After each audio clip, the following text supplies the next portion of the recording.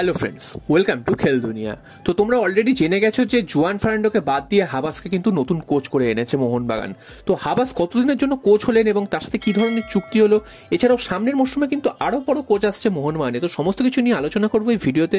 পুরোটা জানার জন্য অবশ্যই ভিডিওটা শেষ অবধি তোমরা চোখ রেখো। আর তোমরা যারা এই চ্যানেলে নতুন এসেছো, চ্যানেলটাকে সাবস্ক্রাইব করে দাও, পাশে থাকা বেল আইকনটাতে প্রেস করে দাও এবং লাইক কমেন্ট শেয়ার করতে কিন্তু একদমই ভুলো না। তাহলে চলো দেরি না করে মেন টপিকটা শুরু করা যাক। তো আজকে দুপুরবেলায় কিন্তু এই খবরটা চারিদিকে ছড়িয়ে পড়ে যে জুয়ান ফার্নান্ডোকে মোহনবাগান স্যাক করেছে এবং তার জায়গায় কিন্তু অ্যান্টোনিও লোপেজ হাবাস তিনি কিন্তু মোহনবাগানের কোচ হচ্ছেন। তো অ্যান্টোনিও লোপেজ হাবাস যে কোচ হচ্ছেন এটা কিন্তু কিছুদিন আগে অবধিও কিন্তু কেউ আন্দাজ করতে পারেনি। হ্যাঁ, জুয়ান ফার্নান্ডোর রেজাল্ট খারাপ হয়েছে, মোহনবাগান খারাপ পারফরমেন্স করেছে, ঠিক কথা। তার উপর চাপ বাড়ছিল, এটাও ঠিক কথা। তবে সুপার কাপেও জুয়ান ফার্নান্ডো যে কোচ থাকবেন এটা কিন্তু প্রায় নিশ্চিত ছিল। যদি জুয়ান সুপার কাপে খারাপ ফলাফল হতো সেক্ষেত্রে জুয়ান ফার্নান্ডোকে হয়তো বরখাস্ত করা হতো। তবে হঠাৎ করেই আজকের তাকে বরখাস্ত করালো এবং সঙ্গে সঙ্গে অ্যান্টোনিও লোপেজ হাবাসকে কোচ নিয়োগ করালো, এটা কিন্তু প্লেয়াররাও জানতেন না। এমনকি ক্লাবের ভেতরেও যে খুব একটা আলোচনা হয়েছে তা কিন্তু একদমই নয়। এটা একদম হঠাৎ করেই সিদ্ধান্ত নেওয়া হয়েছে। তো জুয়ান ফার্নান্ডোর বদলে অ্যান্টোনিও লোপেজ হাবাস তো কোচ হয়ে এলেন। তো তিনি কতদিনের জন্য কোচ হয়ে এলেন? তো যেটা জানা যাচ্ছে তিনি মানে বাকি যে সিজনটা পড়ে রয়েছে অর্থাৎ আর 6 মাস তিনি কিন্তু মোহনবাগানের কোচের দায়িত্ব সামলাবে। অ্যাকচুয়ালি তাকে নিয়ে আসা হয়েছে বলা ভুল, তিনি কিন্তু টেকনিক্যাল ডাইরেক্টর হিসেবে ছিলেনই অলরেডি। তো তিনি হয়তো দলের সাথে থাকতেন না, তো তার কাজটা কি ছিল সেটাও বোঝা যেত না। তবে তাকে টেকনিক্যাল ডিরেক্টর হিসেবে রাখা হয়েছিল এবং তিনি নাকি মোহনবাগান দলের সাথে যুক্ত ছিলেন বলেই জানা যাচ্ছে। তবে তিনি কিন্তু বিদেশেই ম্যাক্সিমাম টাইম থাকতেন। তো এখন তাকে হেড কোচ করে নিয়ে আসা হয়েছে। তো এটাতে তোমরা কতটা খুশি তোমরা অবশ্যই জানাবে এবং জুয়ান ফার্নান্ডো সরে যাওয়াতেও কতটা খুশি হচ্ছে সেটাও কিন্তু তোমরা জানাবে। তো এখানে প্রশ্ন হচ্ছে যে এই যে কোচটি এলেন অ্যান্টোনিও লোপেজ হাবাস, তো এই হাবাস তো আইএসএল এ সফল কোচ। এর আগে কিন্তু যে সব জায়গায় তিনি কোচিং করেছেন সেখানে কিন্তু তিনি সফল হয়েছেন।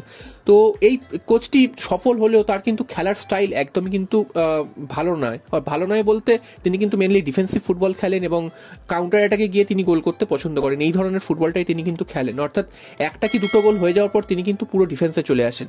তো এই খেলাটা মোহনবাগানের এই মুহূর্তে যা টিম, এই খেলাটা যদি সেই টিমের সাথে খেলে সেটা কিন্তু একদমই ভালো হবে না। আর মোহনবাগানের ডিফেন্সের ভালো কিন্তু খুব একটা ভালো নয়। তো এই কোচটি কতটা মোহনবাগানকে ওপরে তুলে ধরতে পারবে সেটাই কিন্তু দেখার। তবে সামনেই সুপার কাপ রয়েছে, এটাই কিন্তু অ্যান্টোনিও লোপেজ হাবাসের কিন্তু একটা বড় পরীক্ষা। তারপর কিন্তু বোঝা যাবে যে তিনি আদৌ সফল হবেন কি হবেন না। তবে তিনি যতদিন না আসছেন অর্থাৎ তার ভিসা সমস্যা রয়েছে ততদিন কিন্তু দলের দায়িত্ব সামলাবেন ইন্টারিম কোচ হিসাবে ক্লিফোর্ড মিরিন্ডা। তিনি কিন্তু আজ থেকে অনুশীলন শুরু করে দিয়েছেন এবং অনুশীলনে কিন্তু সমস্ত প্লেয়াররা কিন্তু হাজির হয়েছেন এবং তিনি কিন্তু এই কদিন কিন্তু অনুশীলন করবেন। তারপর কিন্তু কোচ চলে এলে তিনি দায়িত্ব সামলাবেন।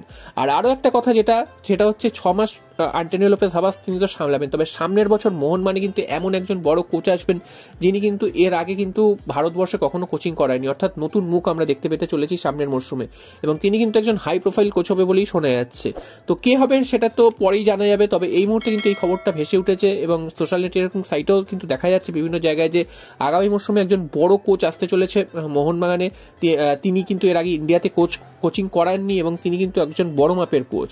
তো তোমাদের কি মনে হয় যে কোন কোচ আসতে পারে বা সেই কোচ এলে আদৌ মোহনবাগান ভালো পারফরমেন্স করবে কিনা? কারণ বড় নাম এলেই যে ভালো পারফরমেন্স করবে সেটা কিন্তু একদমই না, যেটা কিন্তু প্লেয়ার হিসাবে জেসন কামিংসের ক্ষেত্রে তোমরা দেখেছো। তো সেরকম যে বড় নাম এনে পারফরমেন্স করতে পারলো না সেরকম কিন্তু দরকার নেই। এক্সপিরিয়েন্সড কোচ এবং এক্সপিরিয়েন্স ইন্ডিয়ান ফুটবলের মতন দেশে কোচিং করেছে এরকম কোনো কোচকে এনে যদি মোহনবাগানের দায়িত্ব দেওয়া হয় সেক্ষেত্রে কিন্তু অনেকটাই ভালো হবে। তো তোমরা তোমাদের মতামত অবশ্যই কমেন্ট বক্সে